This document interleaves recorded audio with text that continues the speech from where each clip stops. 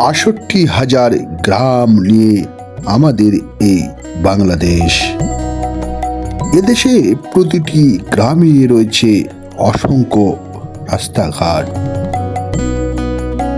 আর এসব রাস্তাঘাট ভাঙাচোরা হওয়ায় চলাফেরার সময় অনেক ভোগান্তি হতে হয় জনসাধারণের। কি অবস্থা ভাই, ভালো?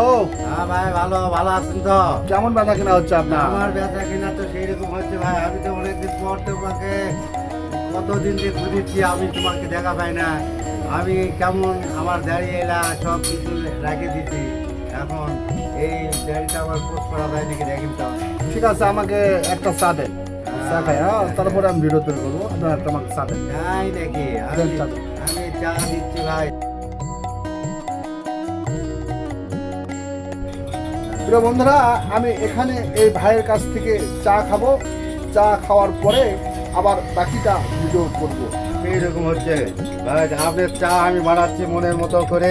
চাটা খালে একটু পরে বলবেন যে কেমন হচ্ছে। হ্যাঁ, আমি চা দিতে সুন্দর করে আরো একটু লিকাল দিয়ে দিলাম, আরো একটু লাগে লিকাল সুন্দরভাবে নিয়ে নেবেন। এখন চা খেতে পারে। ঠিক আছে ভাই, ধন্যবাদ। হ্যাঁ, ধন্যবাদ ভাই, ধন্যবাদ। সুন্দর হচ্ছে ভাই আপনার চা। তাই নাকি? হ্যাঁ, সুন্দর চা হয়েছে। যাক ভাই, যাক। কথাটা শুনে খুব ভালো লাগলো। আবার আসতে পারেন ভাই, ভালো লাগলে। চাটা খুব সুন্দর হয়েছে। আসসালামু আলাইকুম। কেমন আছেন?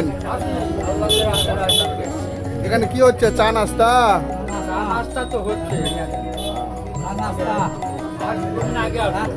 তারপরে তারপরে হালকা জ্যাকেট।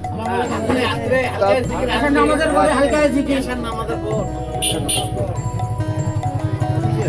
আছে, আপনাদের সাথে আছি।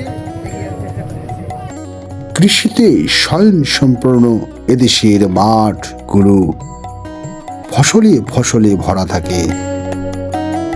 বর্তমানে মাঠে কৃষকরা আলু চাষ করেছেন। সবুজে ছায়া ঘেরা গ্রামগুলো একেবারে মনোরম দৃশ্য। বিকেল বেলা একটি গ্রামে এসে পৌঁছেছি।